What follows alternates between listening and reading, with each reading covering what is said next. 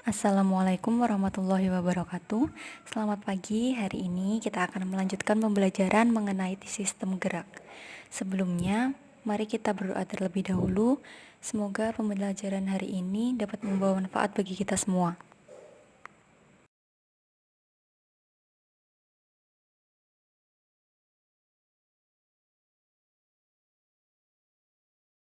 Pada bab sistem gerak ini akan dipelajari antara lain mengenai tulang sebagai alat gerak pasif, sendi, rangka tubuh, otot sebagai alat gerak aktif, dan gangguan sistem gerak.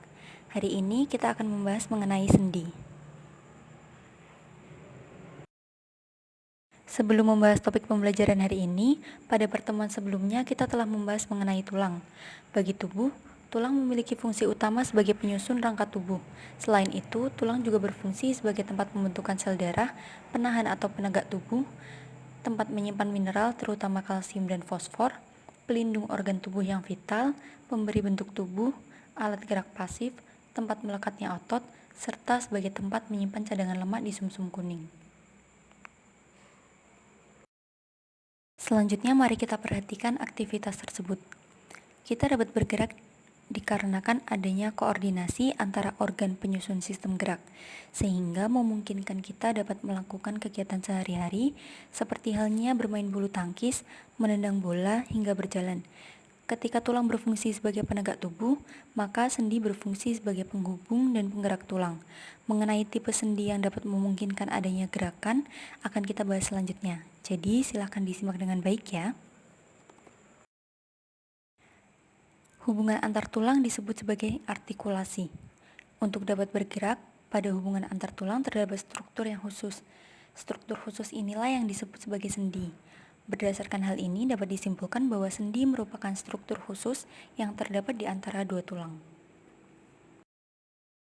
Proses terbentuknya sendi diawali dengan pembengkakan kartilago. Kemudian, kedua ujung kartilago tersebut diliputi oleh jaringan ikat. Selanjutnya, kedua ujung kartilago membentuk sel-sel tulang dan keduanya diselubungi oleh selaput sendi yang disebut sinovial. Membran sinovial ini keadaannya liat dan dapat menghasilkan minyak pelumas tulang yang disebut dengan minyak sinovial. Minyak sinovial berfungsi untuk melumasi sendi sehingga memudahkan pergerakan tulang. Pola hubungan antar tulang dibagi menjadi tiga. Yang pertama adalah sinartrosis atau sendi mati, yang kedua adalah amfiartrosis atau sendi yang memungkinkan untuk terjadinya sedikit pergerakan, dan yang ketiga adalah diartrosis atau sendi gerak. Pertama kita akan membahas mengenai sinartrosis. Sinartrosis merupakan pola hubungan antar tulang yang sama sekali tidak memiliki celah sendi. Hubungan antar tulang pada pola ini dihubungkan dengan erat oleh jaringan serabut, sehingga tidak dapat menimbulkan pergerakan.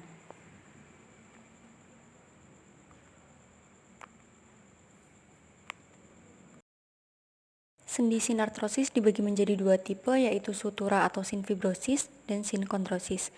Sutura atau sinfibrosis merupakan pola hubungan sinartrosis yang dihubungkan dengan jaringan ikat serabut padat, misalnya pada tulang tengkorak. Sedangkan sinkondrosis merupakan pola hubungan sinartrosis yang dihubungkan oleh kartilago hialin yang dapat ditemukan pada hubungan antara tulang epifisis dan diafisis pada tulang dewasa.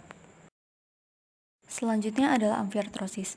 Pada pola hubungan tulang amfiartrosis, sendi dihubungkan oleh kartilago sehingga memungkinkan untuk terjadi sedikit pergerakan. Tipe amfiartrosis terbagi menjadi dua, yaitu simfisis dan syndesmosis. Simfisis merupakan sendi yang dihubungkan oleh kartilago serabut yang berbentuk pipih. Pola hubungan ini dapat ditemukan pada sendi invertebratal dan simfisis pubis. Sedangkan syndesmosis merupakan sendi yang dihubungkan oleh jaringan ikat serabut dan ligamen.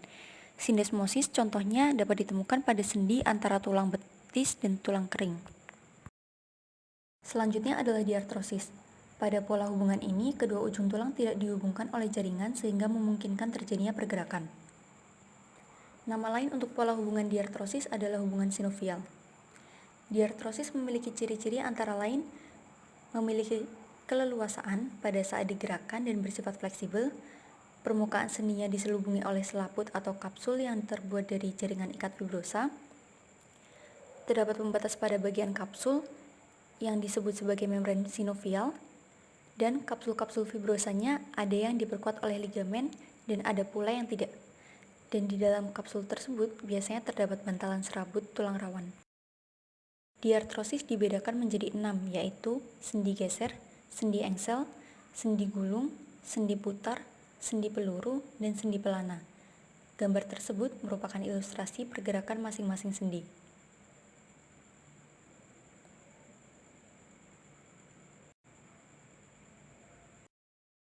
Sendi diartrosis pertama yang akan kita bahas adalah sendi luncur atau sendi geser.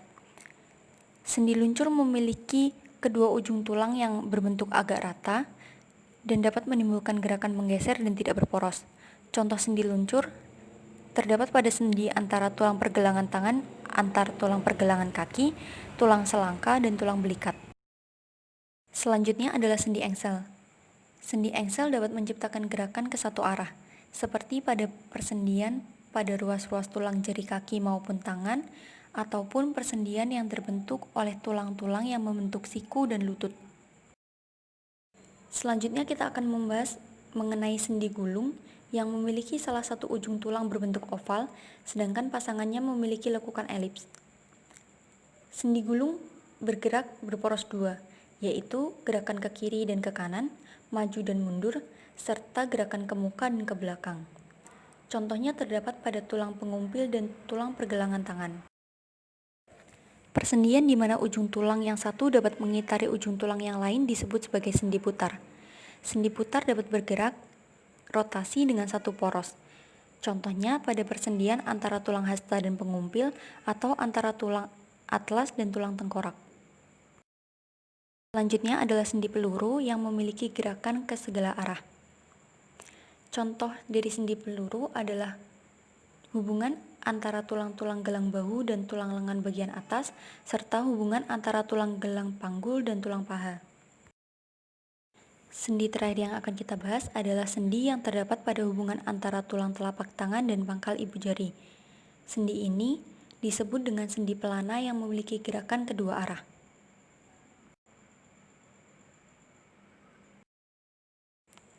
Sekian yang dapat saya sampaikan. Terima kasih atas perhatiannya. Wassalamualaikum warahmatullahi wabarakatuh.